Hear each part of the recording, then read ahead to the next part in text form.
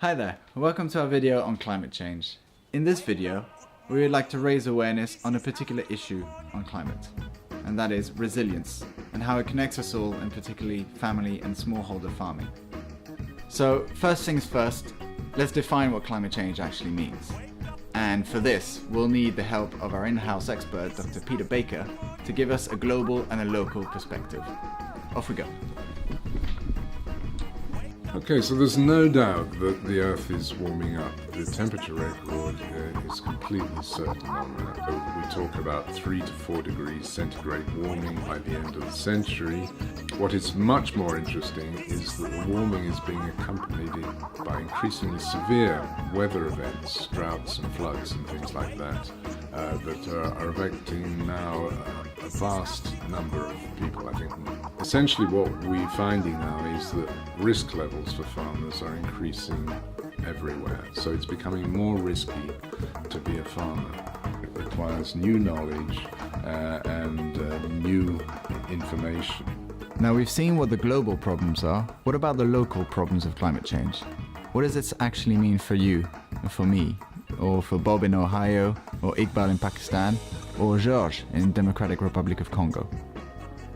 Well, the local level is where change will actually happen. For now, I'm just going to focus on one thing in particular, and that's resilience. Climate change resilience. Policies, Conference of the Parties at the UN, Kyoto Protocols, all these are incredibly important.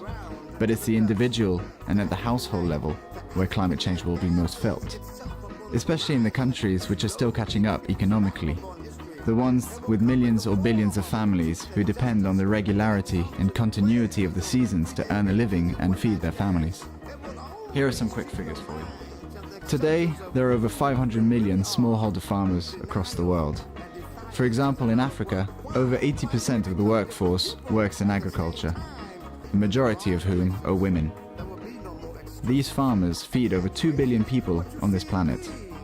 They are incredibly important. I'm just going to focus on one of the important issues, and that is resilience. What is resilience? Resilience is a capacity to adapt to an ever-changing climate. For smallholder farmers, the changing climate will hit them hard. The effects of climate change can include drought, flooding, don't allow for steady growing seasons, and the harvesting periods will be different. Because of this, we'll see a lot of change in our daily diets and nutrition, irregular food prices, and a lack of access to water, amongst many other problems.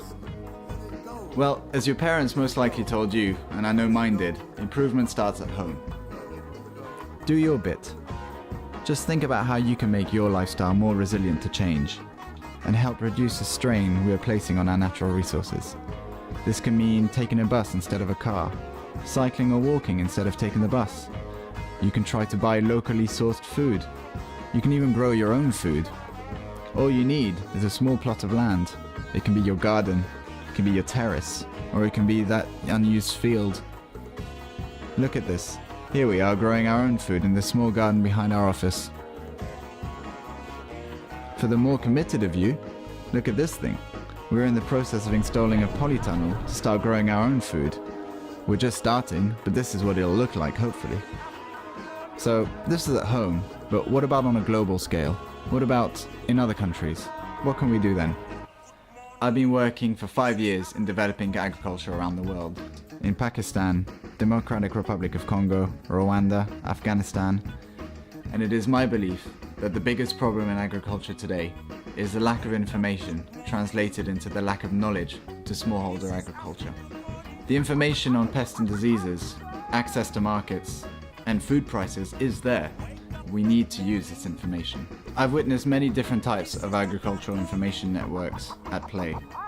Local radio announcements for farmers in Nepal. Public plant health campaigns for a new variety of corn.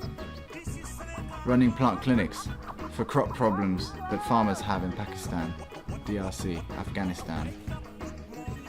So, in one sentence, let us develop an information sharing pathway. Working together, sharing information. The next step is up to you.